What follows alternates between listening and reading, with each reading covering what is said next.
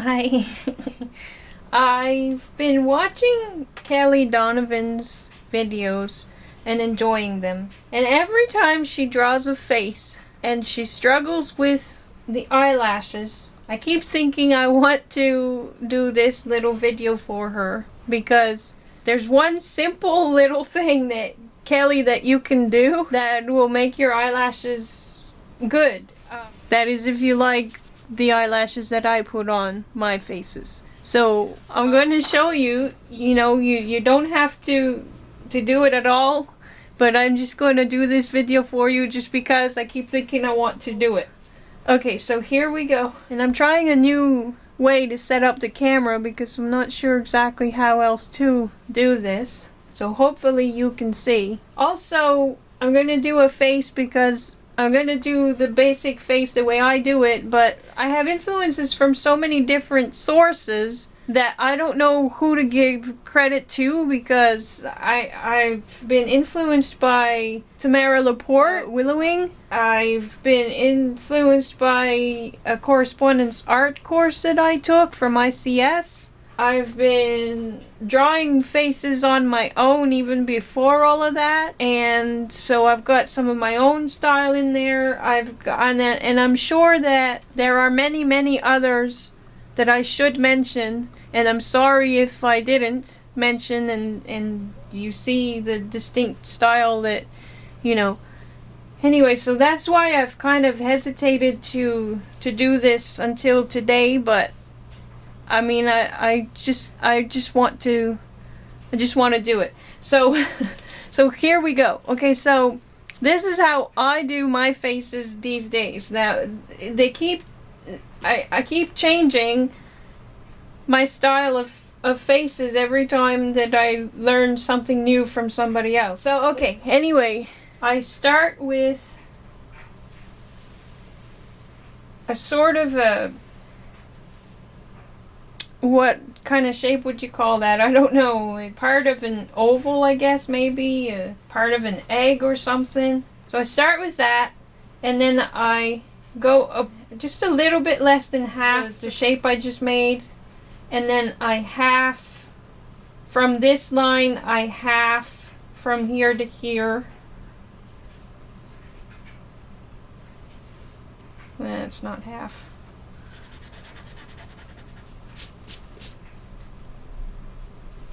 That's close enough. And I half from this line to the chin line again.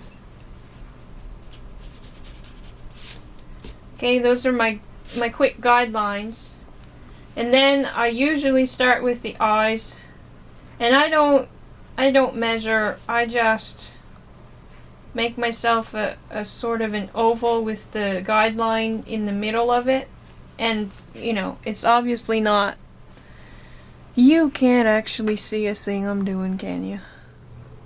I would prefer a different angle, but this will have to do because so I erased what I did so far because you couldn't see, and I'm going to have to, because you can't really see my pencil, I'm going to have to press harder. And it's weird because I usually do press too hard on my drawings and things, but anyway, so let's try again. Okay, so I start with this shape, and this shape usually gets adjusted a little bit after. Okay, so you can see that good enough, I hope and think. So I usually go just as a little bit less than half for my guideline, and you can't see it. Okay, now you can. Okay, so that's my guideline, and I usually make it a lot lighter than that, but for demonstrations, there you go. Okay, and then I go half again, half from the line to the chin. So, and I don't measure, I just eyeball it, and I'm really bad at measuring, but anyway. Okay, and then I half from that line to there again. Okay, so those are my guidelines. And then I usually, you can start wherever you want, but I usually start with the eyes. And for the eyes, I usually, and you can't see that. So for the eyes, I usually make like an almond shape. And I usually put the guideline like in the middle. But I mean, it's never perfect. I never try to make anything perfect. And then I go and do the other one same way. I don't really measure. I just use my guideline to help me put it at the at the right place. And I just kind of eyeball for the middle here. And so I do this and then I'll come back. So for the nose, I usually make a little circle. The size depends on how I'm feeling that day. It's usually smaller than that. And then a little, I don't know what to call it, a tilde maybe, like on your typing, on your keyboard. Those, anyway, so I make this shape. And then I usually choose this side. I bring one of them up, and then I usually make an eyebrow.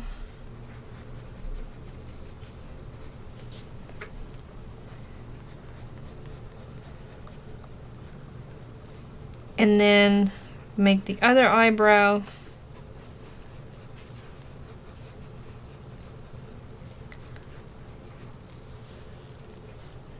And then the eye, I usually make a line there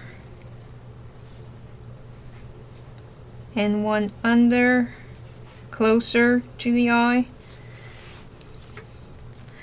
Okay, and then I'll come back. And then the mouth, I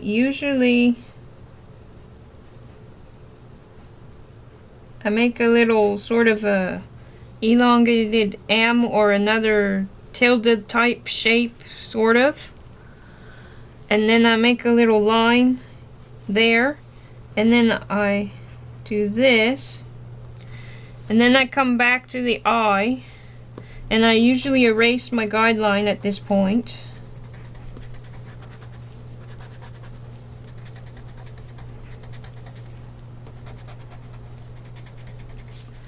So then for the eye, I usually do this so that it's not all the way up, not a full circle. I do a semicircle, and I usually bring it to the upper lid and then do the same to the other one. And then I put the pupil in. And I don't usually fill that in until I come to color it. And now coming back to the mouth. So I usually kind of give myself a guideline. I don't draw it usually. I just kind of give myself a guideline from the center of the pupil and bring it down and make myself a little mark from both. And that's how far I usually bring the mouth. Now sometimes that I feel that's too much, so I adjust it a little bit, and sometimes I'll adjust the whole part of the mouth.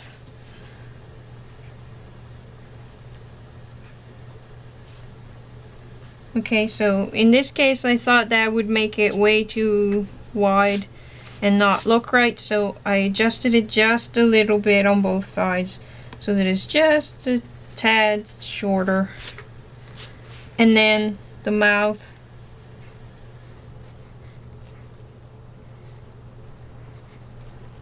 Okay, now now I connect over here, and I make a little dip there on the upper lip. Now, the mouth usually looks a lot better once I come to color it. But that's how I start it. That's the basic. Okay, and then I can erase this guideline as well.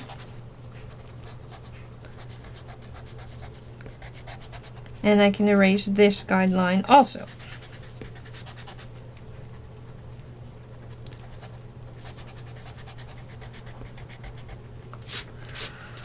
Okay, and here come the eyelashes. Okay, and I'm going to try to zoom in a little bit. Okay. I usually, for the eyelashes, I start...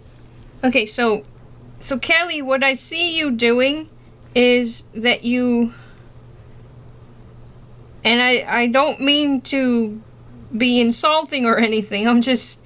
It seems like you put your eyelashes at the wrong place, and that's the biggest reason why you don't tend to like what you do with eyelashes. Okay, so the eyelash is right on the lid. So, okay, and so I usually put more detail in the eye, so like I put the corner thingy, the tear duct, and then the bottom lash I usually give like a second line, and then okay, so I start at the middle and do small. They're almost like C's that are not quite shaped right.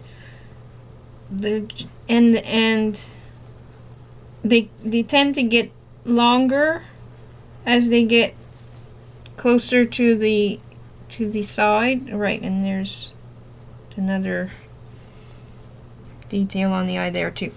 Okay, and then I come back and go the other way, in the other direction, and make them smaller, and then I crisscross a few of them here at the center. Okay, and if you want thick full lashes, if you want very long lashes, that's up to you. You just do whatever you like there. And just for this demonstration, just so it'll look better, I'm going to fill in the pupil. Okay, and then for the bottom, I do the same thing. I start at the middle, but these are a lot shorter, a lot smaller, and they tend to be a lot more uniform or something. And okay, but if you want, you can stylize them and make them like really big also, and then again crisscross at the middle. But I tend to put them like in the middle of the two lines that I did for the bottom part of the eye, and this, and then there's usually I usually put another line there and shade it.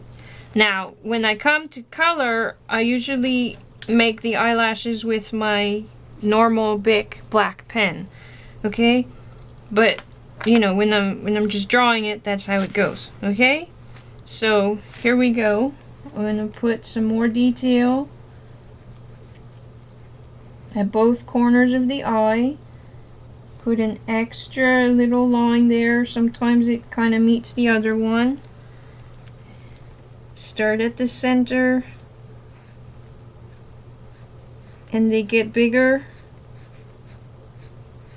or longer, I should say, towards the end, and then crisscross at the middle, and they're a little bit shorter there. I don't know if that's how they actually are on a person, but that's my stylized way of doing it, I guess.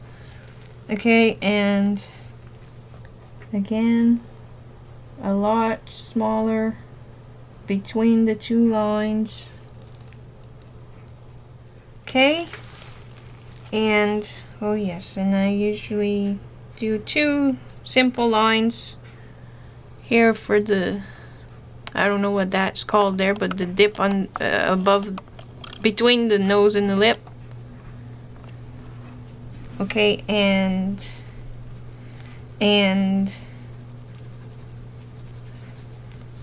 okay, so yeah, so that's the basic, and then then I come in and do a little dip here in line with the corner of the eye and erase there. And I usually do a little bit of a dip there and shape the sort of the chin, and do the same on this side. I find it easier to start with the eye dip.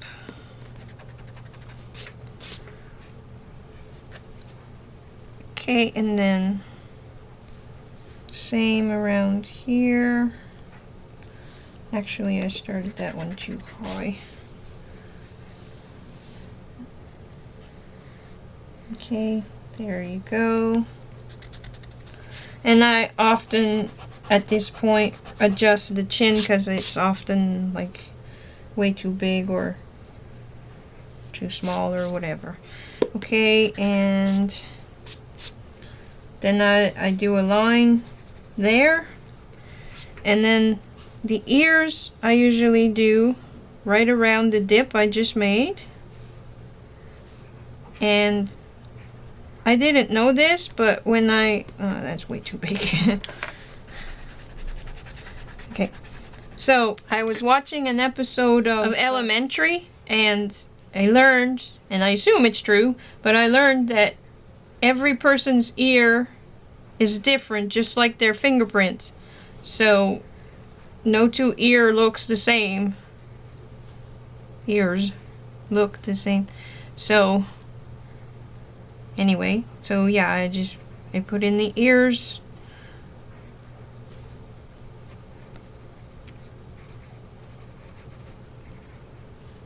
And most of the time my ears end up being hidden, so I don't do a lot of fussing, but I do often draw them in anyway at this stage. And I try to make them about the same size and length. Try to make them look about the same with each other, but they never come out, you know, perfect.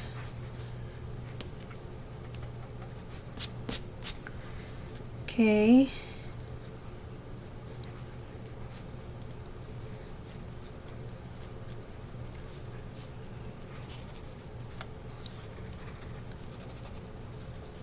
Okay, that's good enough for now. And then for some reason, when I come to do the hair, I usually finish the top of the head here, just so I have an idea where to put the hair, and then I usually put the neck in. Now, technically the neck is probably supposed to start at a different place than I usually put it, but I usually put it around here and here. And I'm too close in, so you can't really see what I'm doing. Okay, so I just do it lightly and do a rough guideline. Okay, so, and then put her shoulders in and give her the top of her t-shirt or whatever she's wearing.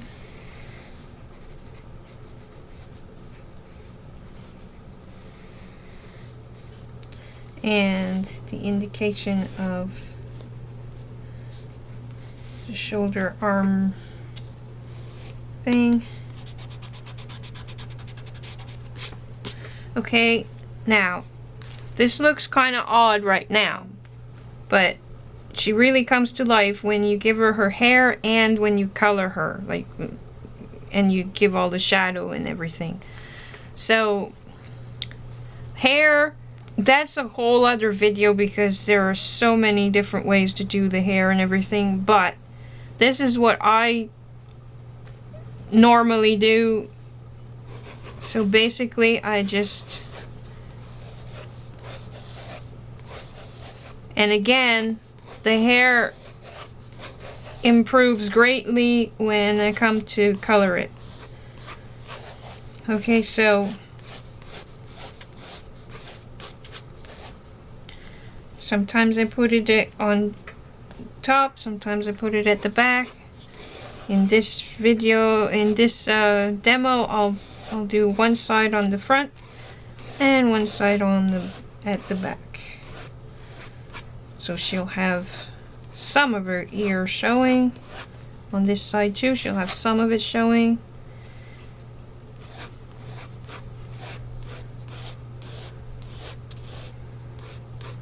Okay, and I usually put more strands near the neck. Make it darker because it's towards the back.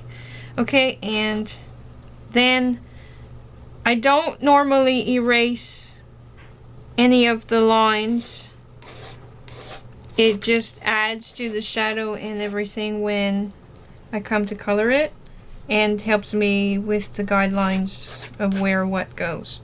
Okay, so that's the basic. And I think I'll do a different video for how I color her. Like I'll do a part 2, because if I do it all in this video, it'll be way too long. Okay, so that's my basics, and that's how I do my eyelashes. Okay, so this is, I hope this helped somebody. I was thinking about what I have shown so far, and I realized that your eyes are different, Kelly. So your eyes are more along these lines.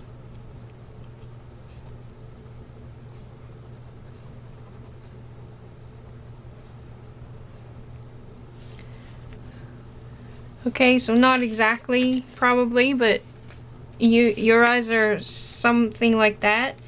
And I noticed that when you do eyelashes, you put them here, and that's the main reason why you're not happy with your lashes. It's because the lashes don't start here on the lid part. Well, they are on the lid, but they're not on that part of the lid. They're on, if all you did was to start them here, even if they were that long, they would look better already. The other thing that you do is that you make them almost straight. If you just gave them a little bit of a curve, then you'd have better results. So if you just put them on that part, and even if you only do a few of them, and then on the bottom part here.